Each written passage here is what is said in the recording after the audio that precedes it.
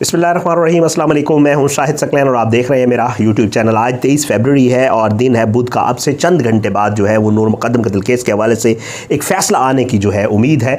तो आज की इस वीडियो में मैं आपके सामने जो गुज़श्ता रोज़ शौकत मुकद्दम साहब के वकला यानी शाखावर और निसार असगर की तरफ से जो दलाइल दिए गए थे और वो इल्ज़ामात जो ड्रग पार्टी के थे, CDR जो CCTV फुटेज है, जो शौकत मुकद्दम की वहाँ मौजूदगी है, जो ड्रग्स का मामला है और जितनी भी चीज़ें जो है जो ज़ाहिर जाफ़र की तरफ से वीडियो क्लिप्स दिए गए थे USB में वो चला के दिखाए गए शौकत मुकद्दम साहब के वकला की तरफ से, उनमें क्या था, ये सारी चीज़ें जो है कल की गुज़श्ता रोज़ की समात में हुई। कोशिश करूँगा, ये वीडियो थोड़ी लंबी हो सकती है, आपने आखिर तक देखनी है, बहुत अहम वीडियो है और जो है मैं कोशिश करूँगा इस थोड़े से वक्त में जो 2-2.5 घंटे की उन्होंने वहाँ पर जवाब दिए थे उनका खुलासा आपकी खिदमत में चीज़ा चीज़ें रख सकूँ।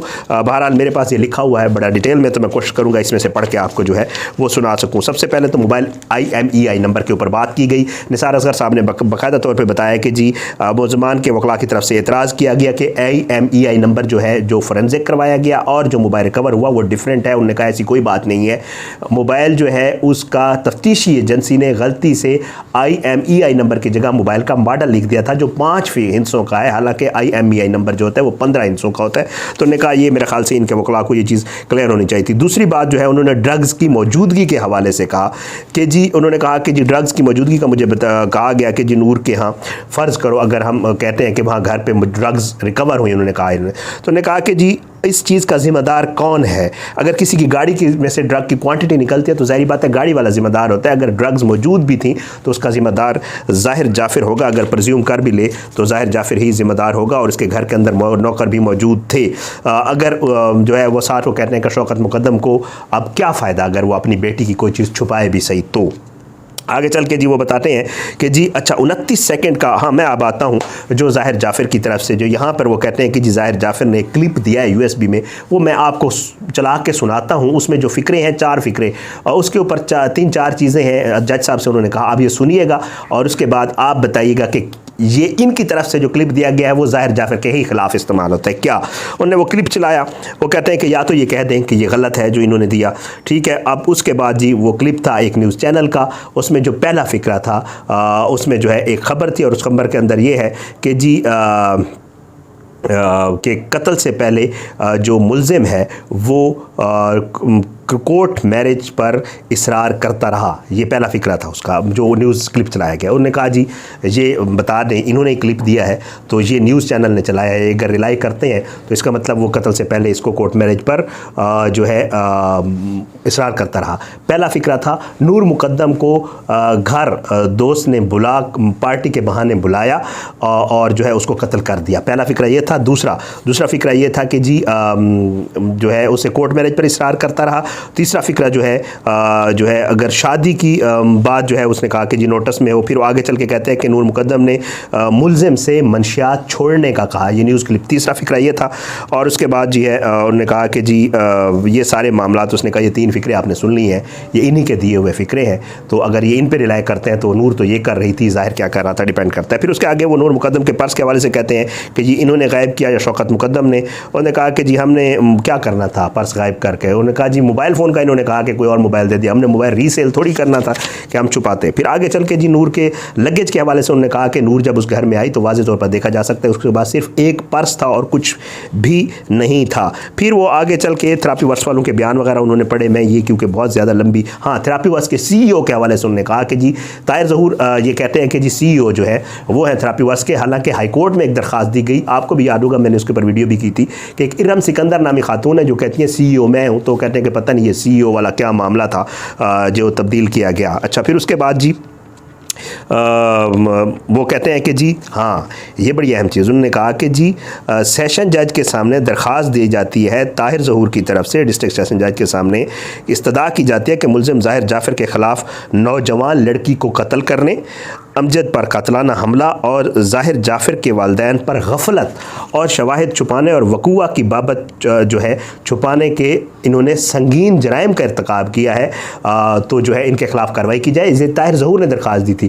तो निसार अज़हर कहता है कि फिर पता नहीं अल्लाह जाने क्या हुआ, कौन से मामला सेटल हुए कि ये सारा मामला जो है इन्होंने तब्दील कर दिया। ये सारा वो बताते हैं। उसके बाद वो आगे चलते जाते हैं और जिस्मानी रिमांड और बहुत सारी चीज़ें, फिर जाकिर और असमत की गिरफ़्तारी के हवाले से बहुत सारी चीज़ें वो बताते हैं। फिर आगे चल के जो है वो ताहिर ज़हूर की गवाहों में मौजूदगी, ये सारा मामला बहुत लंबा है। मेरे ख़्याल से मैं इसके आगे चला जाता हूँ और आपको डीसी के ये जो रोड एक्सीडेंट वाला मामला है ये भी अहमियत का हामिल है मेरे ख्याल से, वो आपको बता दूँ। कहते हैं कि जी रोड एक्सीडेंट आखिर इन्होंने RTA क्यों लिखाया, मैं उसके आपको वजह बता देता हूँ। वो कहता है कि जी इन्होंने जो दरख्वास्तें भी थी वो DC PIMS के आगे दी, हालांकि अदालत ने इनको जो है काफ़ी सारा मौका दिया था कि जी वो कोई भी दरख्वास्त इधर दे सकते थे, लेकिन जो है इन्होंने हमेशा उन्होंने दरख्वास्त जाकर DC को दी। अच्छा, उसके आगे चलकर जी डॉक्टर को बुलाने के हवाले से उसने कहा जी इन्होंने दरख्वास्त दी थी कि डॉक्टर को बुलाना चाहते हो, जो डॉक्टर को बुला लेते, फिर उन्होंने दरख्वास्त विड्रा क्यों की, वजह उन्होंने ये बताई निसार अज़हर ने कि इनको ये शक हो गया कि डॉक्टर्स कहीं आकर सच ना बता दें कि RTA इन्होंने क्यों लिखवाया था। RTA रोड एक्सीडेंट वाला जो मामला था, अमजद महमूद के ज़ख्मी होने वाला, आगे चल के आपको बताता हूँ, बड़ी डिटेल उन्होंने जो है बताई है आगे निसार अज़हर ने। ठीक है, फिर उसके बाद निसार अज़हर कहता है कि ये जो RTA का टाइम है बड़ा अहम है। जब अमजद ज़ख्मी होता है और वो चला जाता है अस्पताल और वहाँ वो लिखवाते हैं रोड एक्सीडेंट। अब निसार अज़हर इस पर क्या तफसील बताते हैं। वो कहते हैं कि जी शौकत मुक़द्दम को जो इतला है वो 10:04 पर मिली। पुलिस जो है क्या पुलिस समझे क्या फेवर दे, अगर ये मुजरिम नहीं है तो शौकत मुक़द्दम का रिकॉर्ड भी सामने रख लें कि वो कौन सा को क्रिमिनल रिकॉर्ड रखता है। 8:59 पर वो कहते हैं कि अमजद PIMS पहुँचता है। शौकत मुक़द्दम को इतला मिल रही है 10:04 पे, 8:59 पर अमजद PIMS पहुंचता है। इससे पहले वो एक प्राइवेट हस्पताल से होकर आता है। ठीक है, तो उसमें भी कुछ टाइम लगा होगा। और ये प्राइवेट हॉस्पिटल जहाँ तक मुझे पता है, ये मैं कह रहा हूँ कि तक कोई कैद आज़म हॉस्पिटल का शायद। जब गए तो अगर मौसूफ़ का अगर जो है काम यही था कि वो वहाँ पर गए, तो ये जो है वो कहते हैं कि 9 बजे के करीब ये PIMS पहुंचते हैं और 10:04 पर इतला मिलती है। वो कहता है जब ये 9 बजे वहाँ पहुंचते हैं तो एक और अस्पताल से होकर आते हैं। इन्होंने RTA इसलिए लिखवाया कि अगर ये जो है बताते कि वाह हुआ क्या है, असल वाक़या बताते, तो इनको घर का एड्रेस, वक़ूआ, वाक़या करने वाला, वो सारा कुछ बताना पड़ता, ज़ाहिर के हवाले से बताना पड़ता, कत्ल हुआ है, कत्ल का बताना पड़ता। 8:59 पर इन्होंने PIMS में रोड एक्सीडेंट लिखवाया इसीलिए कि इनको इंस्ट्रक्शंस मिली थी ताहिर ज़हूर की तरफ से कि आपने कत्ल का किसी को नहीं बताना। आगे चल के निसार अज़हर साहब कहते हैं कि जी ये कहते हैं कि शौकत मुक़द्दम 20 को है और फिर 24 को है, बीच के 3 दिन कहाँ थे। तो कहते हैं यार खुदा का रहम करें, उसकी बेटी कत्ल हुई थी, उसकी बॉडी उसने दफन करनी थी, कोई और काम भी करने थे। अब ज़ाहिर ये तो नहीं है कि बंदा, वो कहते हैं कि गलत है।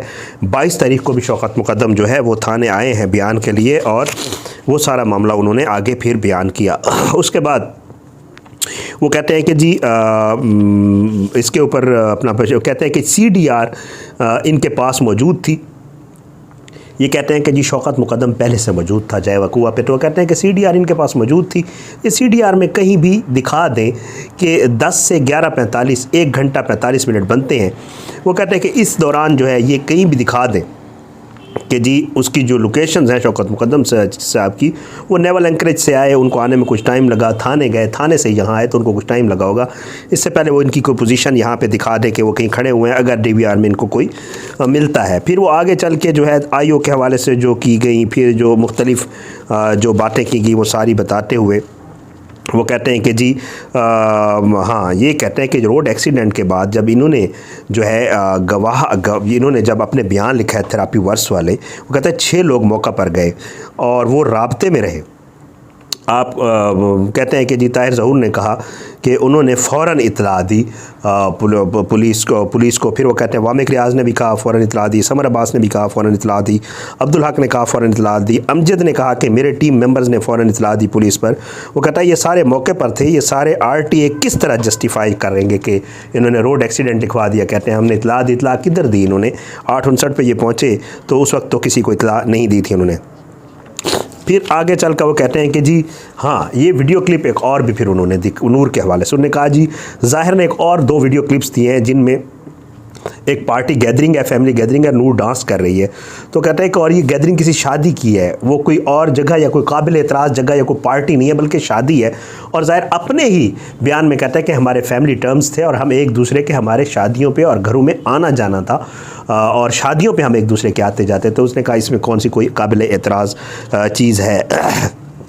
फिर उसके बाद जी वो कहते हैं कि जी ये कहते हैं कि जी क्लिप दिखाया है उन्होंने। फिर उसके बाद वो कहते हैं कि जी थेरापी वर्स वाले जो है ये कहते हैं कि हमने 8:15 पर जो है वो ज़ाहिर को गिरफ़्तार कर लिया था।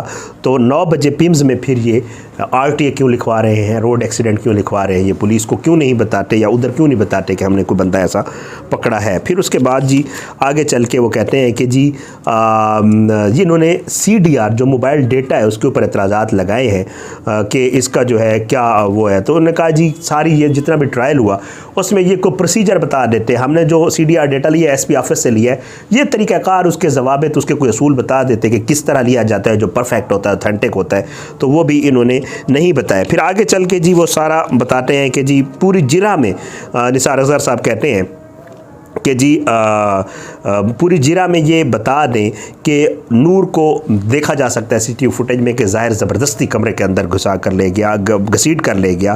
तो ये पूरी जिला में बता दें कि इन्होंने कहीं इनकार किया कि नहीं ऐसा नहीं हुआ, CCTV फुटेज में मौजूद है, ये कह देते कि ऐसा नहीं हुआ। तो कहता है ये सारी चीज़ें। फिर उसके बाद जी इफ्तिखार के हवाले से उन्होंने कहा कि जो उसने गेट बंद किया आने जाने का वो सारा मामला। फिर वो कहता है कि जी 2:41 का वक्त जो है वो अहम है, 20 जुलाई को 7:12 के अलावा कुछ नहीं थे। वो कहता है CCTV फुटेज जो चलाई गई उसमें सुबह 2:41 20 जुलाई को और 7:12 जब नूर जंप करती है, इसके दरमियान में जो है वो कहता है कि ये वक्त बड़ी अहमियत का हामिल है, ये तकरीबन को 16 घंटे और 31 मिनट बनते हैं। वो कहता है इसलिए अहम है कि इन्होंने ड्रग पार्टी का कहा है, उस दौरान कुछ भी नहीं है, इन्होंने वो फुटेज चला के देखी है, तो ड्रग पार्टी ये कहाँ से जो है वो करेंगे। फिर वो कहते हैं कि जी 8 के 8 कैमरे हैं लगे हुए थे, 8 के 8 कैमरे आप चला के देख लें, इन्होंने क्यों नहीं चलाए, ये चला लेते, इनको पता चल जाता कि कोई ड्रग पार्टी हुई है या नहीं है। फिर उसके बाद जी आगे चलकर कहता है कि जी नूर का जो मोबाइल फ़ोन है ये कहते हैं उसके पास था, हालांकि नूर का मोबाइल फ़ोन इसने छीन लिया था। जब उसने छलांग लगाई तो उसकी वो हालत नहीं थी, वो रेंगती हुई गई। और उसके बाद जो है ये कहते हैं कि ज़ाहिर ने जो है केबन में उसको किसी से बचाने के लिए बंद किया। तो किससे बचा रहा था? इफ्तिखार चौकीदार से बचा रहा था। फिर उसके बाद वो IO के हवाले से कहते हैं कि उसे नालायक कह सकते हैं, बददियानत नहीं कह सकते। फिर उसके बाद जी वो कहते हैं कि जी PFSA और इनकी तरफ से भी जितने भी रिपोर्ट्स आई हैं ये उनको डिनाई नहीं कर सकते। फिर उसके बाद आगे चल के वो कहते हैं कि जी CDR जो है उसके मुताबिक तमाम मुलजमान का आपस में रब्ता था और एक दूसरे को मुसलसल कॉल कर रहे थे। अगर केस की तफ्तीश में कोई थोड़ी बहुत बातें रह गई हैं तो फिर उसके ऊपर जो है गलतियां हो सकती हैं छोटी छोटी, लेकिन किसी किस्म के एविडेंस को ये लोग डिनाई नहीं कर सकते। शखावर साहब आए 11 बजे करीब, निसार असगर ने ख़त्म किए।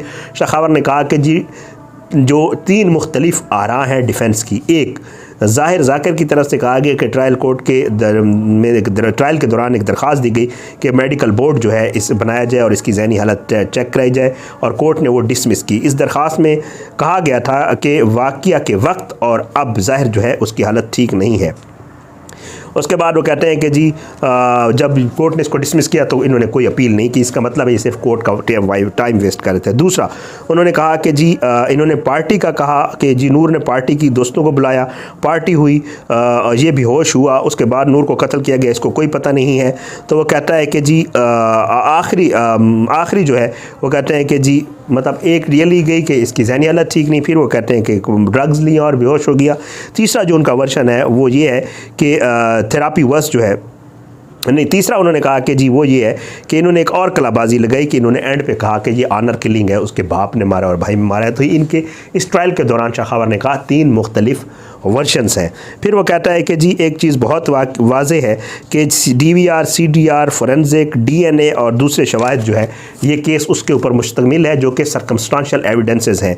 वो कहते हैं कि जी गवाह गलत बयानी कर सकता है या गवाह झूठ बोल सकता है, मगर साइंटिफिक एविडेंस जो होते हैं, जो साइंटिफिकली चेक किए जाते हैं वो झूठ नहीं बोलते होते। तमाम मटीरियल आपके सामने रख दिया है, प्रोसिक्यूशन ने तमाम मुल्ज़मान के खिलाफ स्पेस साबित कर दिया है। तमाम मुल्ज़मान तमाम दफ़ात के तहत ज़्यादा से ज़्यादा इनको सज़ा के मुस्तहिक हैं। इस केस को बहुत एहसन तरीके से बहरहाल उन्होंने कहा कि जज साहब ने भी, और दूसरी तरफ के वकला के हवाले से उन्होंने कहा कि जी बहुत एहसन तरीके से इन्होंने ये सारा कुछ किया है। ये सारा मामला जी बताया जी कल की निसार असगर और शखावत साहब के दलाइल थे। मैंने आपके सामने कोशिश की कि इस थोड़े से वक्त में स्पीड जितनी मुझसे हो सकता था जल्दी वो मैंने की। बहरहाल कल इंशाअल्लाह जो है बहुत अहम दिन है और जो भी फ़ैसला होगा इंशाअल्लाह अल्लाह ने ज़िंदगी ने सेहत ने साथ दिया तो हम कोर्ट में मौजूद होंगे और कोर्ट से इंशाअल्लाह आपको वहीं से बताएंगे क्या फ़ैसला आया है, किसको कितनी सज़ा हुई है और क्या मामला हुआ है। तो तब तक इजाज़त है, अपना बहुत ख्याल रखिएगा, दुआओं में याद रखिएगा। और मैं कोशिश करता हूँ कि अगली वीडियो जो है वो मैं जो मुल्ज़मान के वकला की तरफ से इसका जवाब दिया गया वो आपके सामने रखूँगा। पाकिस्तान जिंदाबाद। अल्लाह हाफ़िज़।